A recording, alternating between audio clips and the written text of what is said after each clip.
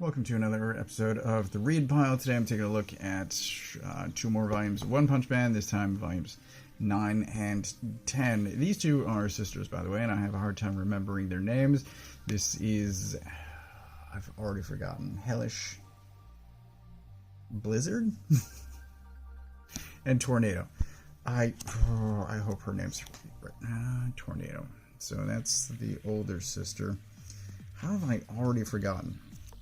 I just clarified before I started filming, and such an idiot. If only I took notes, but I clearly do not. Blizzard, yeah, Blizzard is her name.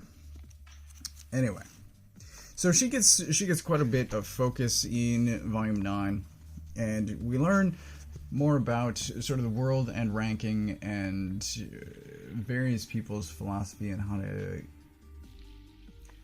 improve your rank, and also why you might stay somewhere even though you're stronger than that. But quite a bit on her, and she's a great character. I loved her from the show, but I'm quickly becoming more of a fan of her in the manga. Anyway, Volume 8 left off with this meeting at the Hero Association where a bunch of villains were invited there so that the Hero Association ideally would get help with forthcoming disasters, because the heroes alone, they believe, aren't going to be enough. And that's where Garo comes in, and he's like, screw this,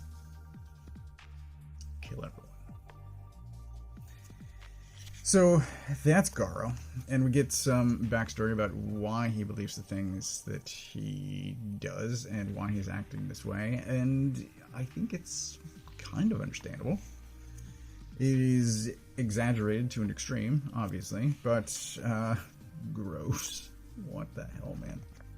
Anyway, he starts going around just quietly beating up nearly... I don't think he's actually killed anyone, but he's very nearly... he hospitalizes several people. We will see more of that in Volume 10. But anyway, Garo is quietly doing things in the background.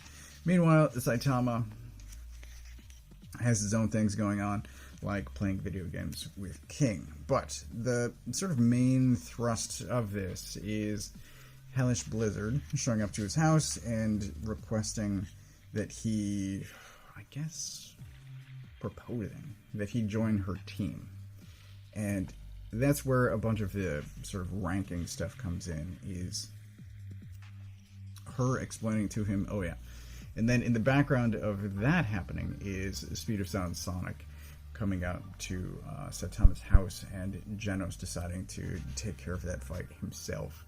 So that fight is happening in the background for a while until it eventually does take focus. But there she is, Hellish Blizzard. So she sort of lays a bunch of information out for him about... she's currently at the top of the B ranks, and he is, I believe at this time, Class B rank 7. So at some point they are going to come into conflict, but not yet. Anyway, this stuff is great. There's some just amazing action moments in this, and a bunch of this all comes to a head. Great fight stuff happening, as I said. Skip over all of this and get to her once again, because anyone that spends time with Saitama realizes what's going on. It takes people a while, generally, but they come around in the end, and no one has figured out King yet, though. Anyway, he winds up getting a name. Bald Cape. It's terrible. But then most of their names are, I believe, oh yeah, Demon Cyborg for Genos, which still sucks, but it's better than Bald Cape. Holy cow. So all of that stuff is happening in the background. Then we get to more Garo stuff, and at this point, Moomin Rider stumbles on Garo and decides to fight, and Moomin Rider, unsurprisingly, winds up hospitalized. But there's also a fight with Tank Top Master, who is an S-Class hero, as it says right there. So there's a big Tank Top versus Garo fight that's happening. And these two We will see more of them going forward, but there's a lot packed into this. This was great. I kind of have some problems, at least one big one, with Volume 10. What I ordinarily like is they will stick these comedic side stories at the end of the volume. And in this case, I think, yes, all of this, it's like a quarter of the book is side stories versus all this. And it just brings the main story to a grinding halt. And it is funny, and it's entertaining, but it's not usually to this extent that they cram in all of this funny stuff. And it's odd. I'm going to say it's odd, because I was really...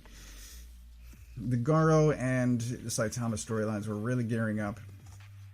And this opens in an amazing way with Saitama visiting Moomin Rider here. He's unintentionally also visiting, where is he? Tech-Top Master in the hospital. And then he also goes to see, here, Chiranko. And from each of them, he learns more about Garo, who he's been hearing about. But, where is it? Here, Tech-Top Master is talking about it's not just strength. Garo has technique. And Saitama is, I think, a little afraid. Because he's certainly strong, but he's not a martial artist. He doesn't have technique. He has speed, he has strength, not technique. And I think that is going to be a great matchup. Ideally, although the title of the book is still One Punch Man. So, I'm looking forward to that fight. What I had forgotten from the show is that Chiranko had entered into this fighting tournament, and then Saitama winds up taking his place. First, he has to buy a wig to match Chiranko's hair. Like that, that's phenomenal. I love that stuff. So here is Garo beating up some more heroes. There's this great action sequence here where it's 2 heroes versus Garo. It's great stuff. Great stuff. There is Saitama in a wig. There's also some Metal Bat stuff, and I don't know how we're supposed to feel about Metal Bat. I like Metal Bat possibly more than I should, because he reminds me of this character, and only Dan's gonna know what I'm talking about, but Crazy Bee from our website 23-ish years ago.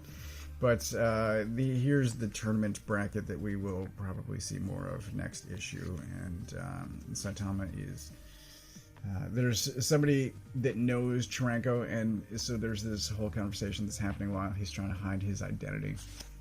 It's good stuff. Good stuff. But Metal Bat has this fight, and a lot of the actual fighting happens off panel, and we'll just cut away to it, and then when we cut back, the fight's already over. But there is a great Metal Bat fight sequence in here, and I very much enjoyed that as well, because he gets some shit from this other guy, Masked Amai, which gets talked about in here, specifically by Blizzard, and Masked Amai is at the top of the A rank. He has previously established that he could move up to S, but isn't going to, because he wants to keep people undeserving of S rank, like he believes Metal Bat to be, out of S class. So, there's a bunch of stuff happening. But, I largely enjoyed him, except for, like I said, I think there's just too much of the comedic side stories packed into Volume 10. Very much looking forward to the next two. I did finish, by the way, Black Science, and I needed to sit with that ending for a few days before I figured out my thoughts on it, but I'm ready, I think, to talk about it. It is... Anyway, that video will be coming. So that is these two, and I'm very much looking forward to, as I just said, the rest of the series. But Season 3, there was an announcement that I just saw this morning where Season 3 of the One Punch Man show will be coming out in October. By then, I will definitely be caught up, but there are a couple of volumes that my wife and I are missing. I don't know if she bought those and just they aren't physically with the rest of the series, but we'll have to figure that out. Either pick those up or find them. So, I should have the next few. I will continue reading One Punch because I'm loving it. But that's it for this time.